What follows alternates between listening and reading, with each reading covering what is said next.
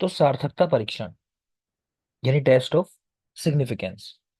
तो जो मैंने आपसे अभी बात की थी कि हम अपने ना जो भी आंसर निकल के आते हैं हमारे किसी टेस्ट के जो रिजल्ट निकल के आते हैं, तो उसमें कुछ वैल्यूज आती हैं लास्ट में हमारे पास। अभी देखेंगे किस तरह वैल्यूज आती हैं। तो उन वैल्यूज की सहायता से हम चेक करते हैं कि हमारा टेस्ट जो है वो एक्सेप्ट हो रहा है या नहीं हो रहा है ना, कि कौन सा हमको एक्सेप्ट करना है। देखिए, तो स्मॉल सैंपल साइज उसके लिए पहला टेस्ट यहाँ लिखा हुआ है, जल्दी से देख लो, रीडिंग लगा लेते हैं कुछ, फिर बात करूंगा आगे मैं। तो अंक शास्त्र में जो विविध प्रकार के परीक्षणों के लिए परीक्षण की अलग अलग पद्धतियों का उपयोग किया जाता है, प्राप्त जानकारी को आंकड़ों या अंकों के समूह में एकत्रित करके टेबल की फॉर्म में उनको दिखा दिया जाता है, क्लासिफिकेशन कर दिया जाता है उनका, संक्षिप्त रूप दिया जाता है, और जरूरत के अनुसार औसत प्रमाणित विचलन या चलनांक आदि की मदद से, मतलब वही डेविएशन वगैरह जो है या मीन वगैरह, उसकी मदद से ग्राफ में, चार्ट्स में इनको दिखाया जाता है। मेडिकल साइंस में जब किसी दवा या रोग के लक्षणों पर किसी डिजीज या बीमारी का इफेक्ट दिखाना हो, ठीक है, और वो कैसा असर करेगी ये जानना हो, तब ये सार्थकता परीक्षण या टेस्ट ऑफ सिग्निफिकेंस का उपयोग किया जाता है, जिसके लिए कोई एक परिकल्पना हाइपोथेसिस निश्चित की जाती है, और इस प्रकार का परीक्षण करने के पहले परीक्षण के प्रकार को सुनिश्चित करना अनिवार्य है। परीक्षण के मुख्य दो प्रकार होते हैं, लार्ज सैंपल साइज और स्मॉल सैंपल साइज। तो क्या कह रहे हैं यहाँ पे कि आप जब कोई भी रिसर्च करने वाले हो, तो आप ये देखना चाहते हो कि वो रिजल्ट जो है उसके वो कैसे होंगे, ठीक है। तो अब उसको जानने के लिए पहले आपको ये तय करना पड़ेगा कि आप कैसे रिसर्च करना चाहते हो, लार्ज सैंपल साइज वाली या स्मॉल सैंपल साइज वाली। जब आप ये तय कर लो, ठीक है, तो बता रहे हैं देखो कि गुरु निदर्श परीक्षण या लार्ज सैंपल साइज क्या होता है। तो उसमें काई स्क्वायर टेस्ट का यूज किया जाता है। इसमें परीक्षण में प्राप्त जानकारी के आंकड़े 100, 1000 या लाखों तक में हो सकते हैं। जैसे पब्लिक ओपिनियन पोल, इलेक्शन होते हैं तो वहां पूछा जाता है कौन सी पार्टी की सरकार आ रही है ना, तो अलग अलग पार्टी अलग अलग सैंपल साइज लेके करते हैं वो स्टडीज, कि 1000 लोगों से पूछा हमने, 1 लाख लोगों से पूछा, ऐसा वाला, ठीक है। आगे देखो ये लघु निर्देश परीक्षण या स्मॉल सैंपल साइज, जब 30 या 30 से कम सैंपल साइज, जो कह रहे हैं कभी कभी 40 50 तक भी संख्या होती है, लेकिन जनरली अप टू 30 आपसे एग्जाम में पूछा जाए तो 30 का नंबर यहाँ पे याद रखोगे, 30 नंबर, ठीक है। तो इसके उदाहरण बता रहे हैं, जैसे टी टेस्ट है या एफ टेस्ट है, ये यूज किए जाते हैं। तो मेनली हम लोग टी टेस्ट की बात करेंगे। तो टी टेस्ट, अब इसमें भी पहले एक बात समझ लो फिर आगे बात करेंगे। तो बेटा टी टेस्ट जो है ना, ये तो आपको पता चल गया कि सैंपल साइज स्मॉल होने वाला है। 30 वाली लिमिट हम पकड़ लेते हैं अपनी, कि जब सैंपल साइज अप टू 30 हो तो वहां पे आप पैरामेट्रिक टेस्ट लगाओगे, उसमें भी जैसे टी टेस्ट हो गया, ठीक। अब टी टेस्ट भी दो टाइप का होता है, एक का नाम है पेयर टी टेस्ट और एक होता है अनपेयर्ड टी टेस्ट। तो पेयर्ड और अनपेयर्ड, इसका क्या मतलब है वो थोड़ा सा समझ लोगे। तो बेटा पेयर टी टेस्ट कहाँ लगाते हैं, कि मान लो मेरे पास दो टीम है, एक इंडियन टीम है, एक ऑस्ट्रेलियन टीम है ना। इंडियन टीम मान लो कहती है कि हम तो वेज डाइट खाएंगे, हमको लगता है कि वेज डाइट खा के हम लोग अच्छा परफॉर्म करते हैं। और दूसरी तरफ ऑस्ट्रेलियन टीम है, वो कह रही भाई हमें तो आदत है नॉनवेज खाने की, हम तो नॉनवेज खाएंगे, उससे हम अच्छा परफॉर्म करेंगे। हम क्या करेंगे कि ग्रुप ए में हमको पता है कि अच्छा उनकी वेजिटेरियन डाइट चल रही है, तो वो चल रहा है। ग्रुप बी वेज तो ले ही रहे होंगे, तो साथ में उनके लिए लेकिन नॉनवेज भी कुछ ऐड कर दिया, कि मान लो चिकन ऐड कर दिया कि भाई डेली वो चिकन भी खाएंगे थोड़ा, 100 ग्राम जितना, ठीक है। तो अब हम क्या करेंगे, दोनों ग्रुप जैसे कैसा परफॉर्म कर रहे हैं, उनका परफॉर्मेंस पहले से सुधरा या खराब है, तो वो चेक करेंगे। तो जब हमारे पास दो अलग अलग ग्रुप हैं, ग्रुप ए और ग्रुप बी, और हम उनके बीच में कंपेयर कर रहे हैं, उसको बोला जाता है अनपेयर्ड टी टेस्ट। ये नीचे वाला अनपेयर्ड, क्योंकि दोनों ग्रुप अलग अलग हैं, ठीक है, तो वो अनपेयर्ड टी टेस्ट है। और एक होता है बेटा पेयर्ड टी टेस्ट। ये क्या होता है, कि मान लो आपके पास कोई पेशेंट आया, उसका मान लो लिपिड प्रोफाइल गड़बड़ाया हुआ है ना, कोलेस्ट्रॉल बढ़ा हुआ है, ट्राइग्लिसराइड्स बढ़े हुए हैं। तो आपने क्या किया, आपने पूछा कि अच्छा क्या क्या चीजें खाते हो। आपने सोचा कि वो डाइट के अंदर लहसुन नहीं लेता है, ठीक है, चलो हम इसको ऐड कर देते हैं, फिर देखते हैं क्या रिजल्ट आता है। तो आपने लहसुन ऐड कर दिया, है ना, वो कहते हैं कि आ, अच्छा काम करता है लिपिड्स के ऊपर। तो आपने लहसुन ऐड कर दिया, और आपने आज उसकी सारी वैल्यूज कराई थी ये, है ना, सीरम कोलेस्ट्रॉल वगैरह जो भी था उसका कराया था आपने। तो जो वैल्यूज थी उनको कंपेयर किया बाद में, मान लो 1 महीना आपने खिलाया उसको लहसुन, उसके बाद दोबारा से जांच कराई। अब उसी पेशेंट की बिफोर ट्रीटमेंट और आफ्टर ट्रीटमेंट आपने रिपोर्ट्स मैच की, क्या डिफरेंस आया, ठीक है। मेरी बात समझ में आ गई सबको? तो मैंने आपको बताया टी टेस्ट पहला, कि सैंपल साइज अप टू 30, ये याद रखना है। दूसरी बात, दो प्रकार का होता है, एक पेयर टी टेस्ट, एक अनपेयर टी टेस्ट। तो पेयर टी टेस्ट का मतलब क्या है, कि जहां एक ही व्यक्ति है या एक ही ग्रुप है, उसी में बिफोर ट्रीटमेंट और आफ्टर ट्रीटमेंट आप रिजल्ट देखते हो। उदाहरण दिया आपको मैंने, जैसे कोलेस्ट्रॉल लेवल है, आपके पास पेशेंट आया जांच रिपोर्ट लेके अपनी, कि सर देखो मेरी रिपोर्ट ये, कि ऐसे ऐसी वैल्यूज आ रही है मेरी, तो आपने उसको लहसुन खिलाया, एक महीने बाद दोबारा उसकी जांच कराई, तो ये हो गया pair t test. Same group है, मतलब सेम व्यक्ति हैं, उन्हीं में बिफोर ट्रीटमेंट आफ्टर ट्रीटमेंट। एक होता है अनपेयर टी टेस्ट, यहाँ पे क्या है, आपके पास दो डिफरेंट ग्रुप है, आपने उनमें कंपेयर कर लिया, कि मान लो बीपी बढ़ा रहता है कुछ लोगों का, आपने 20 लोग ले लिए, 10 एक ग्रुप में रख लिए, 10 एक ग्रुप में रख लिए। एक को आपने खिलाया बीपी के लिए आयुर्वेद का, मान लो सर्पगंधा, और एक ग्रुप के अंदर मान लो मॉडर्न की कोई मेडिसिन खिलाते रहे आप। ठीक है, फिर उनको कंपेयर कर लिया। बात समझ में आ गई? कोई डाउट किसी को इसमें? नहीं? ठीक है, अब आगे देख लो क्या लिखा है। आगे तो सिर्फ थ्योरी रह गई, इसके अंदर मेन चीज आपने पढ़ ली है पूरे टेस्ट के बारे में इस वाले, जल्दी से देख लेंगे। तो बेटा स्मॉल सैंपल साइज में, तो सैंपल साइज 30 या उससे कम रहता है। जितनी चीजें हाईलाइट कर रखी हैं ये काम की बातें हैं, आप बाकी ना भी पढ़ो तो चलेगा, वो हिंदी में लिखा है, मे भी आपको दिक्कत भी लगे। तो टी टेस्ट होता है जैसे, तो टी टेस्ट सबसे पहले 1960 में सर विलियम गॉसेट ने इसकी खोज की थी। ठीक है, उन्हीं का जो निकनेम होते हैं स्टूडेंट, उसके नाम पे इस टेस्ट को स्टूडेंट्स टी टेस्ट भी कहते हैं, ध्यान रखना। तो सर विलियम गॉसेट ने इसकी खोज की थी, और उन्हीं के नाम पे इसको स्टूडेंट टी टेस्ट भी कहा जाता है, ये बात याद रखोगे। दोनों बातें जरूरी हैं। दो प्रकार का होता है, pair t test, unpaired t test. ठीक है, अब देखेंगे आगे। नेक्स्ट क्या कह रहे हैं, कि आप जो परिकल्पना बनाते हो, हाइपोथेसिस बनाते हो, वो दो तरह की बनाई जाते हैं। तो सबसे पहले एक नल हाइपोथेसिस बनाना अनिवार्य है। बता दिया मैंने आपको, नल या निगेटिव हाइपोथेसिस जो हम बात करते हैं।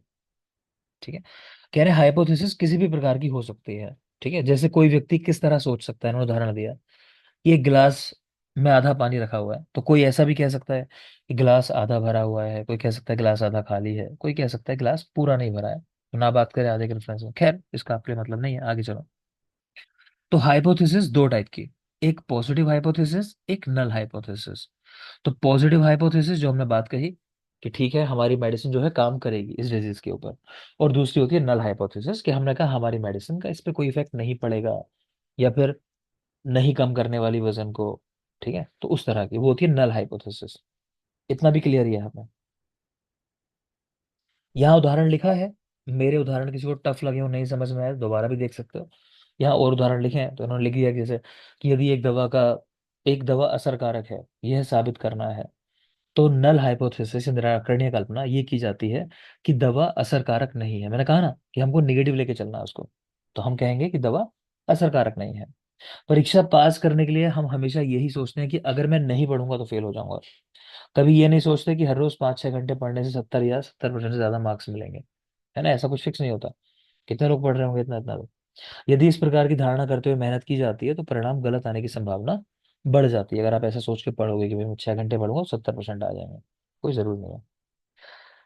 नेक्स्ट चले, तो रूल क्या है टी टेस्ट के, तो स्मॉल ग्रुप टेस्ट होता है, नंबर ऑफ ऑब्जर्वेशन कम होते हैं, अप टू 30 होते हैं। Before it hypothesis is made, एक पॉजिटिव हाइपोथेसिस, एक नेगेटिव नेगेटिव हाइपोथेसिस, नेगेटिव यानी नल हाइपोथेसिस जो हम बात कर रहे हैं। आगे चलेंगे। पेयर टी टेस्ट, तो सिंगल सैंपल होता है इसके अंदर। पेयर टी टेस्ट का ना सेम ही सैंपल है, तो सिंगल सैंपल, एक ही सैंपल के लिए यदि चिकित्सा के पहले यानी before treatment and after treatment परीक्षण किया जाए, और उस पर से कोई निर्णय लिया जाए, तो उसको पेयर टी टेस्ट कहते हैं। ठीक है, ऐसा ही अनपेड में समझना है, कि दो अलग अलग सैंपल में बिफोर एंड आफ्टर ट्रीटमेंट आप मतलब तो वैल्यूज चेक कर रहे हो, तो उसको बोलते हैं अनपेयर टी टेस्ट। अब बेटा इनके फॉर्मूले हैं, आपसे नहीं पूछे जाते, मगर जब चीजें सामने लिखी होती हैं तो बच्चों का इंटरेस्ट जाग जाता है। ठीक, तो जानना चाहो, किसी का मन हो, तो बेटा लिखा है यहाँ टी की वैल्यू निकाली जाएगी टी टेस्ट से। टी की वैल्यू, अब थोड़ा सा मैं इसको समझा दे रहा हूँ, जो लोग इच्छुक हो जानने के, है ना। तो क्या होता है, देखो टी के लिए फॉर्मूला लिखा हुआ है x bar divided by standard error. ठीक है, स्टैंडर्ड एरर का फॉर्मूला आप जानते हो, standard deviation upon under root n. ठीक है, फिर स्टैंडर्ड डेविएशन का फॉर्मूला भी आप जानते हो, under root sigma d square upon n-1। Values आप सारी समझ गए होगे, एक्स बार क्या होता है, एस सी क्या होता है, एस डी क्या होता है। तो देख लेना जिसका मन हो जानने का। तो डी कैसे निकालते हैं वो भी आप जानते हो, डी निकालते हैं एक्स माइनस एक्स बार। ठीक है। सिग्मा माफ करें, एक्स बार कैसे निकालते हैं तो वो भी आप जानते हो, सिग्मा एक्स अपॉन एन। तो फॉर्मूले इन्होंने सारे लिख दिए, ये किसी का इंटरेस्ट जाग रहा हो तो ये सारी वैल्यूज कैसे निकालनी है निकाल सकते हो। अब थोड़ा सा समझ लोगे जो मैं बताना चाह रहा हूँ आपको बेटा, टी की इसमें ना कुछ वैल्यू निकाली जाएगी। इसमें दो वैल्यूज निकाली जाती हैं, एक टी की वैल्यू निकाली जाएगी और एक आगे जाके निकाला जाएगा डिग्री ऑफ फ्रीडम, डीएफ। आप इनमें ज्यादा जाना मत, मगर जो मैं कह रहा हूँ उतना समझ लेना बस, सब वरना चीजें समझ में नहीं आएंगी शायद जो मैं समझाना चाहता हूँ आगे। तो आप टी की एक वैल्यू निकालते हो और एक डिग्री ऑफ फ्रीडम निकालते हो। ठीक है। अब ऐसा मान लेते हैं, मान लो फिलहाल मैं आपको समझाने के लिए एक उदाहरण दे रहा हूँ कि आपने ये फॉर्मूला लगाया, इसमें आपकी टी की वैल्यू मान लो कुछ आ जाती है, जैसे मान लेते हैं 2.87 फिलहाल के लिए, कुछ समझाना चाह रहा हूँ इसलिए समझ लोगे। रुको शायद उदाहरण दिया हो, वही पकड़ लेता हूँ।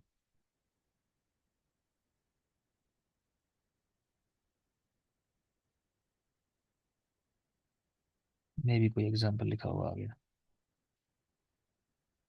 यहाँ देख लो, चलो ये दे रखी है, ये निकाली एक टेस्ट में वैल्यू, टी की वैल्यू 2.66। ठीक। और नीचे कुछ रिजल्ट दिए हैं इसके आधार पे, एक ये निकाली डिग्री ऑफ फ्रीडम 21। इन तीन को देखो आप, फिर मैं अपनी बात समझाऊंगा। मैंने आपसे कहा कि कोई भी टेस्ट आप लगाओगे, चाहे टी टेस्ट लगाओ, फिर चाहे आगे आप काई स्क्वायर टेस्ट लगाओ, जो भी टेस्ट लगाते हैं, टी की वैल्यू निकालोगे आप वहाँ, फिर डिग्री ऑफ फ्रीडम निकालते हैं। कैसे निकालते हैं मैं उसकी आपसे बात नहीं करूंगा, आपके सिलेबस में भी नहीं है, पूछा भी नहीं जाएगा। तो टी और डीएफ निकालते हैं। ठीक है। अब हम क्या करते हैं, हम वैल्यूज को चेक करते हैं, तीन लेवल है हमारे पास चेक करने के, 0.05, 0.01, 0.001।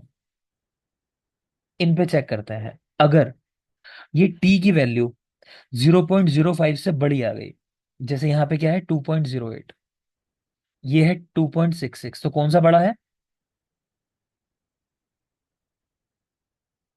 Two point. 2.66। अभी जो मैं कह रहा हूँ मेरी बात पे आंसर दो, मैं जानता हूँ समझ में नहीं आ रहा आपको, मगर मैं दोबारा से भी वापस करूंगा इसको, पहले एक बार पढ़ा रहा टू हूँ फिर। पॉइंट सिक्स ठीक है। तो टी की वैल्यू बड़ी है, क्लियर। तो यानी हमारी वैल्यू 0.05 से बड़ी हो गई, मोर देन दिस। ठीक। जिसको भी हमारी टी की वैल्यू बीट कर देगी, जिस ऑब्जर्वेशन को, यानी हमने उसको पास कर लिया, उसका मतलब यह है। तो हमने 0.05 का लेवल, बोलो, पास कर लिया। ठीक है बात। आगे देखो 0.01 पे वैल्यू दी है 2.83। अब बताओ वैल्यू हमारी कम है ज्यादा है इससे? लेस। ज्यादा है। लेस है ना बेटा, कम है, लेस है। हाँ सर। ये कम है हाँ, सर, हाँ। समझ गया ना।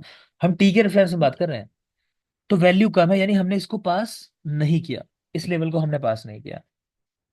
फिर 0.001 पे 3.12 है, जाहिर सी बात है, उसको भी पास नहीं किया। ठीक। अब थोड़ा सा रिवर्स में चलो और मेरी बात को समझो।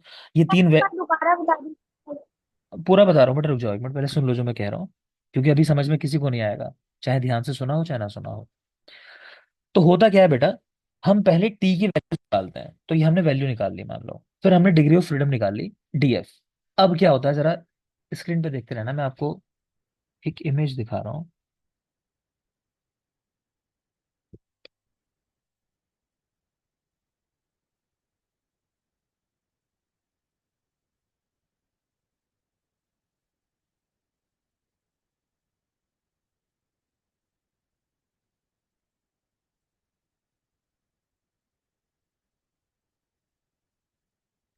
अब बेटा जैसे इस वाले में देखो आप, ये जो वैल्यूज आई हैं कहाँ से आई हैं, मैं ये कहना चाह रहा हूँ आपसे। देखो डिग्री ऑफ फ्रीडम हमारी थी 21, हमने कहाँ चेक किया 0.05 पे, तो क्या वैल्यू है 0.05 पे? 2.08। ये दिखाई दे रहा है ना। तो इसको कैसे देखते हैं, एग्जाम में आपको इसलिए सवाल नहीं आएगा, उसको पूरी टेबल देनी पड़ेगी वरना आपको, या वैल्यूज बतानी पड़ेंगी, तो सवाल नहीं देता होगा कभी भी। तो ये टेबल होती है टी टेबल। तो टी टेबल में आपकी वैल्यू, जैसे यहाँ पे क्या है आंसर, 2.66 आई वैल्यू टी की। ठीक है। Degree of freedom I 21। तो हम क्या करेंगे, हमें 0.05 पे डिग्री ऑफ फ्रीडम 21 पे जाके चेक करना है क्या वैल्यू लिखी हुई है। इस टेबल को सिर्फ ध्यान से देखो, पहली वाला जो पॉइंट लिखा हुआ है, लिखा है cumulative probable one tail two tail, ऐसा लिखा हुआ है, उसके नीचे डीएफ करके लिखा हुआ है, दिखाई दे रहा है सबको? जो नंबर शुरू हुए हैं, पहला जो कॉलम है 1 2 3 4 5 6 नंबर लिखे हुए हैं। तो यस। वहाँ वहाँ 21 नंबर पे आ जाओ, जो व्हाइट वाला कॉलम है, शुरुआत में 21। क्योंकि डीएफ की वैल्यू कितनी है, 21। ठीक है। अब ऊपर देखो आप, सबसे ऊपर लाइन पे आ जाओ, पहली वाली पे, वहां टी की वैल्यूज लिखी हुई है कि 0.50 पे 0.25, 0.25, 0.10, 0.05, देखो वहां देख पा रहे होगे, 0.05। तो 21 के सामने 0.05 पे जाओ तो आपको ये वैल्यू मिल जाएगी जो मैंने निकाली है, 2.08। दिखाई दे रहा है? यस। Yes sir. ठीक है ना। तो ऐसे इसको पढ़ा जाता है। आप देखते हो डिग्री ऑफ फ्रीडम क्या है, फिर इन तीनों पे आपको कंपेयर करना होता है, 0.05, 0.01, 0.01 में देखोगे तो ये लिखा होगा 2.83, इसमें अगर देखोगे तो दिखाई दे रहा है, देखो 21 पे जाके देखो 2.83 आपको दिखाई दे रहा होगा 0.01 में। लास्ट से थर्ड वाली लाइन पे देखो, लास्ट से थर्ड वाली 21 पे जाके दिखाई दिया, नहीं दिखाई दिया? हाँ जी सर, दिख रहे यस, हैं। पॉइंट हाँ फाइव जी। एट ठीक है ना। तो ऐसे इसको रीड किया जाता है। मैं बस आपको इसलिए बता रहा हूँ कि आपको ऐसा ना लगे "अरे, हमें तो कुछ समझ में नहीं आया सर, क्या हुआ बता के चले गए"। तो ये पढ़ने का एक तरीका आपको बता रहा हूँ। किसी को नहीं अभी पढ़ना है, कोई परेशानी की बात नहीं बेटा, आपसे कोई नहीं पढ़वा रहा। जब रिसर्च जब करोगे, जब जाओगे पीजी में, तो वहां सिखा देंगे, है ना, बहुत आसान होता है। तो ये एक तरीका है। खैर, डिग्री ऑफ फ्रीडम पे जाके हम लोग वैल्यूज कंपेयर करते हैं, 0.05 से, 0.01 से, 0.001 से। तो आपने यहाँ पहले ही टी की वैल्यू तो निकाल ली है। अब वहां पे जो तीनों वैल्यू लिखी होंगी उस डिग्री ऑफ फ्रीडम के सामने, उनसे कंपेयर करते हैं। तो हमने यहाँ क्या किया, 2.08 से कंपेयर किया, 2.83 से कंपेयर किया, 3.12 से कंपेयर किया। तो हमने सिर्फ एक लेवल को पास किया, 0.05 वाले को। वहां वैल्यू थी 2.08 और हमारी वैल्यू उससे ज्यादा है 2.66। इतना सबको क्लियर है जो मैंने कहा अभी? ठीक यस है। सर। चलो, तो अब मैं यस वापस, सर। ठीक है, मैं वापस आ जाता हूँ जो मैंने सिखाया उसके बाद।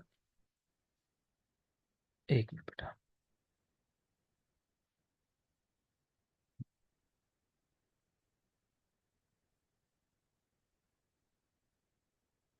हम्म।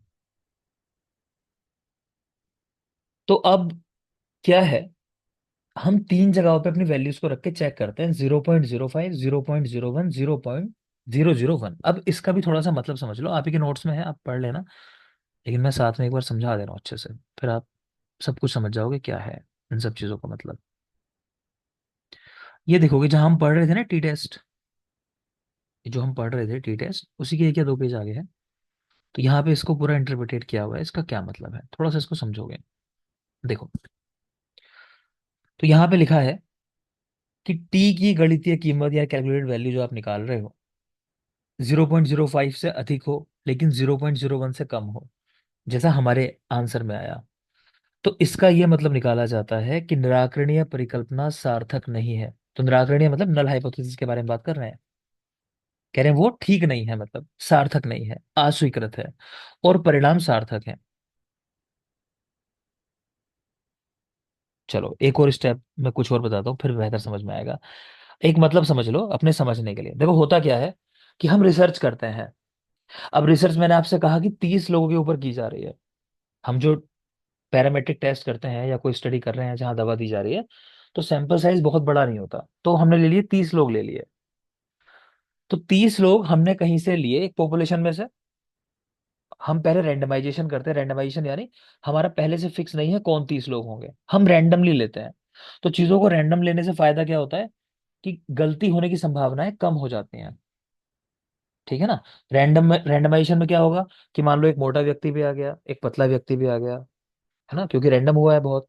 एक कोई उसमें गरीब भी हो सकता है, कोई अमीर भी हो सकता है, कोई बहुत अमीर भी हो सकता है, कोई बहुत गरीब भी हो सकता है। तो वो जो हमारा सैंपल साइज बनता है वो ऐसा बनता है कि समाज के हर तबके का वो प्रतिनिधित्व करता है, मतलब सारे लोग उसमें आ जाते हैं एक तरीके से। ये बात मेरी क्लियर है जो मैंने कही अभी? ठीक है ना। मैं रिसर्च अपनी ऐसे नहीं कर सकता। अगर मैं कह रहा हूं कि गर्म पानी पीने से वजन कम होता है, तो क्या मैं दुनिया भर के लोगों को गर्म पानी पिला दूंगा? नहीं पिला सकता। तो मैं क्या कर सकता हूँ, मैं कुछ सैंपल चुन सकता हूँ कि भाई 30 लोग चुन लिए मैंने रैंडम लिए, इनके ऊपर स्टडी करता हूँ, जो इनके रिजल्ट होंगे वो ही मैं पॉपुलेशन में दुनिया में लगा दूंगा। मान लूंगा ऐसा ही होता होगा कि अगर इन 30 लोगों में मान लो कि 25 लोगों को फायदा हो रहा है, तो मैं समझ गया कि अच्छा 30 में से 25 लोग को फायदा होता है, तो यही बात लगभग दुनिया में भी सही होगी। या ऐसे कह लो 100 में से 95 लोगों को फायदा होता है, तो मैं मान लूंगा कि पूरी दुनिया में यानी 5% लोगों को फायदा नहीं होगा, 95% को फायदा होगा। या फिर 100 में से 10 लोग को फायदा नहीं हुआ, 90 को फायदा हुआ, तो मैं समझ जाऊंगा अच्छा यही सैंपल साइज के रिजल्ट जो है दुनिया में अगर लगाऊंगा तो वहां भी ऐसे ही रहेगा लगभग, कि 10 लोग को फायदा नहीं हुआ, 10% को, तो दुनिया में भी 10% को फायदा नहीं होगा, 90% फायदा उठाएंगे। ये बात तो क्लियर होगी, ये तो बहुत इजी स्टेटमेंट है। बोलो किसी को डाउट है तो स्टेटमेंट के अंदर जो मैंने कहा अभी? नहीं है डाउट? ठीक है, तो बात बहुत क्लियर हो गई। हमने अपनी स्टडी में हम पूरी दुनिया को नहीं मिलाते, हम कुछ लोगों के ऊपर स्टडी करते हैं, वही डेटा हम पूरी दुनिया में लगा देते हैं, उसको कहते हैं डेटा का जनरलाइजेशन कर देना। क्लियर है? तो हम जो यहाँ स्टडी कर रहे हैं, अब इस स्टडी से 3 पॉइंट पे हम लोगों ने चेक किया लोगों को, 0.05, 0.01, 0.001। इस पे चेक करने का मतलब क्या होता है और पास होने का मतलब क्या होता है वो समझ लो। अगर मैंने कहा कि मेरी टी की वैल्यू 0.05 से बड़ी है, मतलब मैंने इस लेवल को पास कर लिया, तो इसका मतलब ये होगा अब दुनिया में ये बात तय हो गई कि 95% लोग रिजल्ट वो दिखाएंगे जो मेरी स्टडी का है। 5 लोग अलग आ सकते हैं, इसका ये मतलब है कि 100 में से 95 लोगों का रिजल्ट वही होगा जो मैं कह रहा हूं। सिर्फ 5 लोग हैं जो रिजल्ट अलग दिखा सकते हैं। अगर मैंने 0.01 का लेवल भी क्रॉस कर दिया, यानी इसमें भी पास हो गया, मार्क्स इससे भी ज्यादा हुए वैल्यू के, तो मतलब ये हुआ कि 100 में से एक व्यक्ति गलत रिजल्ट दिखा सकता है, 99% लोगों में रिजल्ट ठीक आएंगे, वैसे आएंगे जैसा मैं कह रहा हूँ कोई। तीसरा हमने कहा 0.001, उसके कहने का मतलब है कि 1000 में से एक लोग को गलत आने की संभावना है। तो तीनों का मतलब जान लेना अगर नहीं समझ पा रहे हो तो। 0.05 का मतलब 100 में से 5 अलग आ सकते हैं। 0.01 का मतलब 100 में से एक के रिजल्ट अलग आ सकते हैं। 0.001 का मतलब 1000 में से एक के रिजल्ट अलग आ सकते हैं। तो आपको क्या लगता है इन तीनों में से कौन सा सबसे अच्छा होगा रिजल्ट हमारा, कि जहां पे हम श्योरिटी के साथ कहते हैं कि हम थर्ड लग। वाला। थर्ड वाला थर्ड ना? थर्ड। ठीक थर्ड। है। तो बेटा हम क्या कहते हैं, जब 0.001 के लेवल को भी क्रॉस कर जाते हैं ना, हम कहते हैं रिजल्ट हमारे हाईली सिग्निफिकेंट है। रिजल्ट हाईली सिग्निफिकेंट, कि जो हम कह रहे हैं वो सही बात है, बिल्कुल ऐसा ही लगभग मिलने वाला है। 1000 में से एक का रिजल्ट अलग आना तो बहुत ही, मतलब ऐसी बात हो गई कि हाँ लगभग 100% रिजल्ट है हमारे। क्यों तीनों लेवल पे चेक करते हैं हम लोग? इसीलिए चेक करते हैं देखने के लिए कि रिजल्ट हमारे कितने ठीक। अब मान लो, अब समझ लेना आगे दो तरीके से बातें मिल सकती हैं आपको। एक मिल सकती है बात नल हाइपोथेसिस के रेफरेंस में, एक मिल सकती है ऑल्टरनेट हाइपोथेसिस के रेफरेंस में। तो इसलिए लिखने में आपको कहीं कहीं गड़बड़ मिलेगी। नोट्स कहीं के भी पढ़ोगे, मेरे भी पढ़ोगे, तो लोगों ने थोड़ा सा कंफ्यूजन कर रखा है। तो हम क्या करते हैं, हम बात करेंगे मेनली, अब जो करेंगे मैं आपसे बताऊंगा बातें, वो ऑल्टरनेट हाइपोथेसिस के रेफरेंस में बात करूंगा। ऑल्टरनेट हाइपोथेसिस के मैं जितनी बातें आगे करूंगा, मेरी बात समझ लेना। हम रिजल्ट चेक करते हैं नल हाइपोथेसिस के रेफरेंस में, लेकिन जितने भी लोगों ने आगे फिर एक्सप्लेन किया हुआ है ना, वो ऑल्टरनेट हाइपोथेसिस के रेफरेंस में एक्सप्लेन किया हुआ है। हमारी ऑल्टरनेट हाइपोथेसिस क्या है? हम तो एक उदाहरण लेके चल रहे हैं कि पानी पीने से खाने के पहले वजन कम होता है नहीं होता है। तो ऑल्टरनेट हाइपोथेसिस क्या है हमारी, बोलो बताओ बेटा, दो बताइए ना, नल और वजन ऑल्टरनेट। वजन कम होता हाइपोथेसिस है, नहीं ऑल्टरनेट होता, वजन कम अल्टरनेट होता वजन है। कम होता। ठीक है, ऑल्टरनेट थी हमारी कि वजन कम होता है, तो मैं इसके रेफरेंस में आपसे बात करूंगा जितनी भी आप बातें करूंगा। सिर्फ एक जगह आपको याद रखना है कि हम जब चेक करते हैं तो हम चेक करते हैं इस तरह से नल हाइपोथेसिस बना के, उस तरह आगे बढ़ना होता है। लेकिन रिजल्ट की हम जो बात कर रहे हैं वो ऑल्टरनेट हाइपोथेसिस के रेफरेंस में ही बात करूंगा जितनी भी मैं करूंगा आपसे, या कह लो पॉजिटिव हाइपोथेसिस के बारे में। तो मान लो हमारी जो पॉजिटिव हाइपोथेसिस है, आपको सवाल मिलेंगे इस पे कि टी की वैल्यू 0.05 से कम है। तो अब बताओ, समझ लेना, टी की वैल्यू 0.05 से कम है, मैंने कहा कि हम इस लेवल पे फेल हो गए। तो अब हमारी ऑल्टरनेट हाइपोथेसिस रिजेक्ट होगी, या मैंने कहा पॉजिटिव हाइपोथेसिस जो रिजेक्ट होगी या एक्सेप्ट होगी? रिजेक्ट। रिजेक्ट होगी। Reject reject. बात समझ में आ रिजेक्ट रहा है ना? रिजेक्ट हुई। हाँ, तो पास कब होगी? कम से कम 0.05 का लेवल हमें पार करना होगा। उसके बाद सिग्निफिकेंसी बढ़ती जाएगी, जितना आप आगे बढ़ते जाओगे। 0.05 पे पास कर गए, ठीक है, अच्छा रिजल्ट ठीक है आपके। 0.01 पे पार कर गए तो मान लेते हैं, कई लोग सिग्निफिकेंसी का लेवल भी चेंज कर लेते हैं अपने हिसाब से। तो खैर, हम ये मानते हैं कि 0.05 पास कर गए तो वो एक्सेप्ट कर लेते हैं हम, कि हमारी जो ऑल्टरनेट हाइपोथेसिस है वो ठीक है। और अगर 0.01 को भी हम क्रॉस कर गए तो मान लेते हैं भाई सिग्निफिकेंट, अच्छे खासे रिजल्ट आ रहे हैं। 0.001 को भी क्रॉस कर गए उसको हम मान लेते हैं रिजल्ट हमारे हाईली सिग्निफिकेंट है, कि बड़े अच्छे रिजल्ट आए हमारे। तो उम्मीद करता हूँ सबको समझ में आ गया होगा। इसमें समझने की बात सिर्फ इतनी ही थी कि टी टेबल और डिग्री ऑफ फ्रीडम का क्या वैल्यू है, कि आप टी की वैल्यू निकालते हो, डिग्री ऑफ फ्रीडम निकालते हो। अब टी की जो वैल्यू है उसको कंपेयर करते हो डिग्री ऑफ फ्रीडम से। तो डिग्री ऑफ फ्रीडम कहाँ कहाँ कंपेयर करनी है? जो भी आपकी डीएफ आएगी निकल के, 20 आए, 18, 19, जो भी आएगी वैल्यू, उसको आप रीड करोगे तीन लेवल पे: 0.05, 0.01, 0.001। 0.05 का मतलब 100 में से 95 अलग हो सकते हैं, ठीक है। 0.01 का मतलब 100 में से एक अलग हो सकता है। 0.001 का मतलब 1000 में से एक का रिजल्ट अलग हो सकता है। जितना आगे तक आप पास करते चले जाओगे, आपके रिजल्ट उतने ही ज्यादा सिग्निफिकेंट होते चले जाएंगे। तो बस इतनी सी बात है। तो अब देख लो यहाँ क्या लिखा है, अब आपको समझ में आ जाएगा। तो क्या लिख रहे हैं कि यदि टी की गणितीय कीमत 0.05 से अधिक हो लेकिन 0.01 से कम हो, तो इसका अर्थ है कि निराकरणीय परिकल्पना सार्थक नहीं है, अस्वीकृत है, और परिणाम सार्थक है। कुछ गलत लग रहा है यहाँ पढ़ के?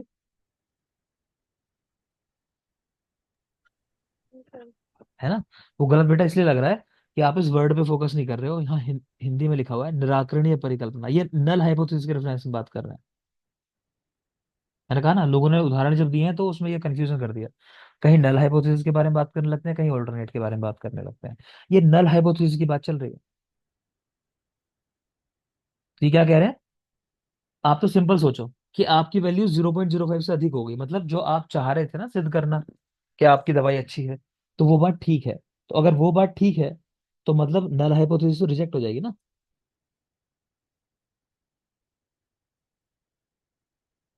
आप समझ में आई जो बात मैंने कही? सर ऑल्टरनेटिव वाली तो एक्सेप्ट हो जाएगी ना। हाँ, ऑल्टरनेट एक्सेप्ट होगी, लेकिन ये तो नल हाइपोथेसिस की बात कर रहे हैं ना आप, कि वो सार्थक नहीं है, अस्वीकृत है, और परिणाम सार्थक है। देखो लास्ट में सही बात लिख दी उन्होंने कि रिजल्ट जो है सिग्निफिकेंट है। बात समझ में आई बेटा? कंफ्यूजन है अभी? Hello sir. हाँ बोलिए।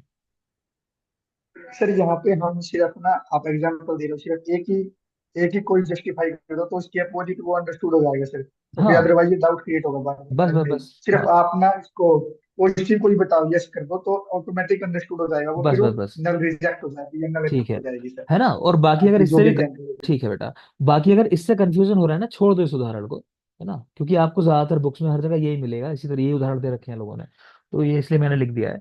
आप तो सिंपल सी बात याद रखो, आपको इंग्लिश में नाम देगा, तो एक है नल हाइपोथेसिस या निगेटिव हाइपोथेसिस, ये नाम जरूर फिर याद रख लेना। नल हाइपोथेसिस और एक ऑल्टरनेट या पॉजिटिव हाइपोथेसिस, ऐसे दो, दोनों के पर्याय भी लिख लेना। अब आप आसानी से आंसर बता दोगे, चलो मैं आपको दे देता हूँ।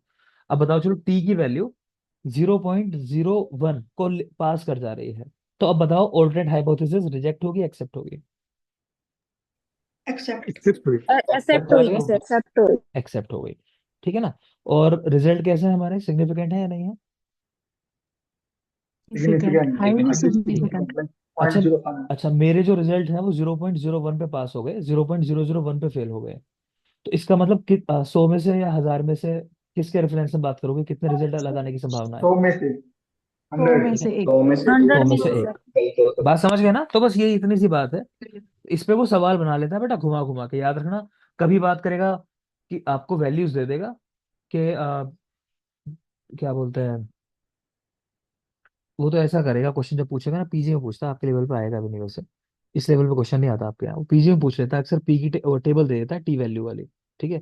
टी वैल्यू वाली टेबल दे देगा, डिग्री ऑफ फ्रीडम वाली टेबल दे देगा साथ में, उसके वो लगी हुई पूरी पढ़ने के लिए, और आपको कह देगा भाई टी की वैल्यू इतनी है, कुछ वैल्यू दे देगा, और पूछेगा आपसे कि अब बताओ कि ये हाइपोथेसिस है, नल हाइपोथेसिस है, ये वैल्यू आई है, तो बताओ अब ये नल हाइपोथेसिस एक्सेप्ट होगी या रिजेक्ट होगी। तो वहां इस तरह के सवाल पूछ लेता है, आपके लेवल पर नहीं आएगा बेटा, बहुत लंबा सवाल हो जाएगा, ठीक है।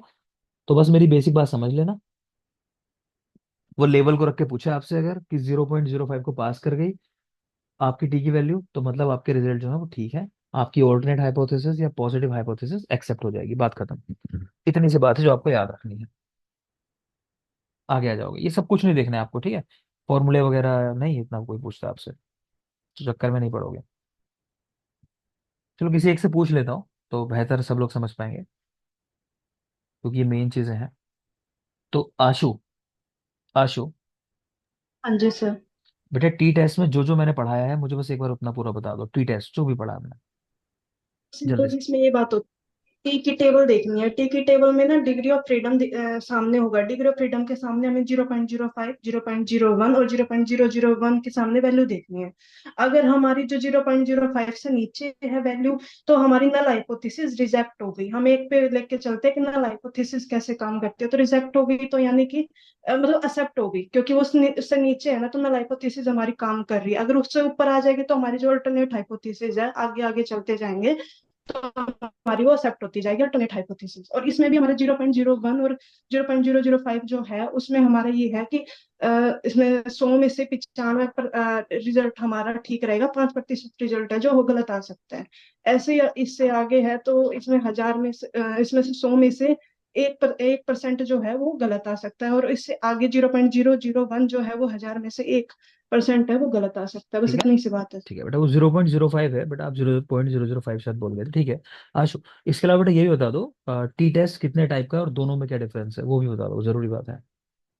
तो जो पेड और अनपेड, पेड में हमारा कि भाई जो पेड सॉरी टी टेस्ट तो हमारा स्मॉल लेवल टेस्ट जो होता है वो सर्व पैरामेट्रिक टेस्ट हो जाएगा, उसको टी टेस्ट कहते हैं। और जो लार्ज स्केल पे जो होगा वो नॉन पैरामेट्रिक हो जाएगा, उसको हम मतलब काई स्क्वायर टेस्ट बोलते हैं। तो जो टी टेस्ट होता है वो पेड होता है और अनपेड होता है। पेड में सर हमारा मतलब ग्रुप्स के बीच में हम देखेंगे कि दो ग्रुप्स के बीच में हम मतलब वो करेंगे, क्या बोलते हैं आशु, उसको। ठीक है बेटा। कम नहीं, गलत हो रहा है, गलत हो रहा है, रुको।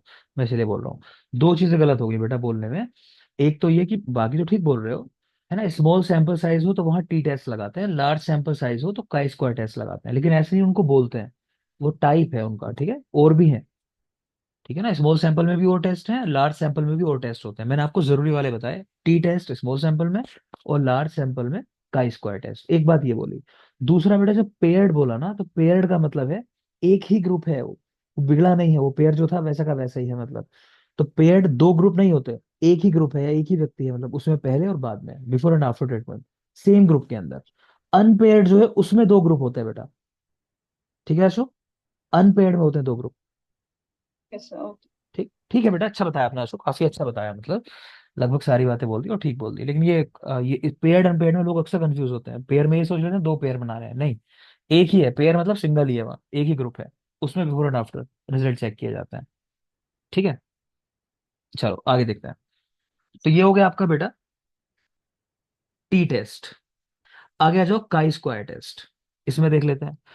आपने टी टेस्ट में देखा था कि सर विलियम गॉसेट ने दिया था, उन्हीं के नाम पे उसका नाम, फिर टी टेस्ट स्टूडेंट टेस्ट भी कहते हैं उसको, तो वो नाम ध्यान रखना। यहाँ देख रहे हैं काई स्क्वायर टेस्ट, तो लार्ज सैंपल साइज में लगाया जाता है।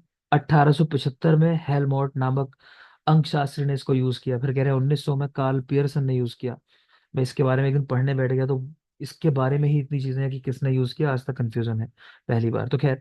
तो हेलमोट और कार्ल पियर्सन, ये नाम याद रख सकते हो। कह रहे टी टेस्ट में चिकित्सा के पहले, बिफोर ट्रीटमेंट और आफ्टर ट्रीटमेंट, या फिर treated group and control group के परिणामों की गणना की जाती है। उसी प्रकार काई स्क्वायर परीक्षण में ऑब्जर्व वैल्यू और एक्सपेक्टेड वैल्यूज का उपयोग करते हुए परीक्षण किए जाते हैं। याद रखना, इनमें से किस टेस्ट में ऑब्जर्वेशंस और एक्सपेक्टेड वैल्यूज निकाली जाती हैं। ठीक है, ऑब्जर्व वैल्यूज या एक्सपेक्टेड वैल्यूज निकाली जाती हैं, ऐसा सवाल भी आ चुका है। तो काई स्क्वायर टेस्ट, इसको याद रखोगे। ये इसका फॉर्मूला है, chi square equals to sigma observe values minus expected values का whole square divided by expected values. तो ये फॉर्मूला है, याद कर लोगे ठीक रहेगा। आप तो ओ ई करके याद कर लो, मतलब ओ माइनस ई का स्क्वायर ऐसा, ये डिवाइडेड बाय ई, तो याद रह जाएगा। आगे देखिए,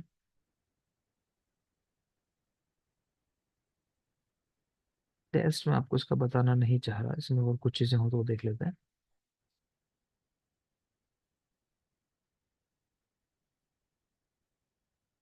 ये देखो आप, इसकी कुछ लिमिट्स हैं का स्क्वायर टेस्ट की, कह रहे हैं। तो लिमिट्स क्या है, कह रहे हैं एक तो डिग्री ऑफ फ्रीडम जीरो नहीं होना चाहिए, आप याद रख लें, डीएफ जीरो नहीं होना चाहिए, डिग्री ऑफ फ्रीडम। दूसरा, कि जो वर्ग में अपेक्षित या निरीक्षित आवृत्ति की कीमत 5 से कम नहीं आनी चाहिए।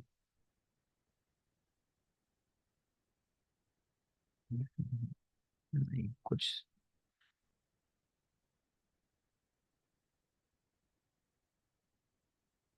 एक मिनट बेटा, मैं इसमें देख लूँ आपके लिए क्या जरूरी है ना, वो कोई चीज़ आपके लिए जरूरी नहीं है। ये इसका उदाहरण मैं एक आध बताना चाह रहा हूँ आपको, थोड़ा आ जाएगा। ठीक है चलो पूरा पढ़ते हैं इसको, क्योंकि चीजें निकालनी पड़ेंगी, इसमें लिखी नहीं है। ये एक काम करो, 1.5 मिनट बचा है, क्या पढ़ लेंगे, पढ़ा नहीं जाएगा इसको, 1.5 मिनट बचा हुआ है। कुछ अगर समझ नहीं आया तो बता दो, 1.5 मिनट है तो मैं उसको थोड़ा सा एक्सप्लेन कर दूँ, किसी को कुछ डाउट हो कहीं तो। एक्सक्यूज मी सर, सर इनके आज के दोनों के वीडियो लेक्चर्स आप प्लीज भेज दीजिएगा। हाँ सर, थोड़ा कम समझ आया सर। जी जी। क्या कम समझ आया सर ये बताओ रिपीट। मुझे, बोलो क्या समझ में नहीं आया। T test. शेफ वाली टी टेस्ट नहीं समझ में आया बेटा, 30 सेकंड का पूरा टेस्ट है, सुन लो मैं बता दे रहा हूँ, इतना टाइम है हमारे पास।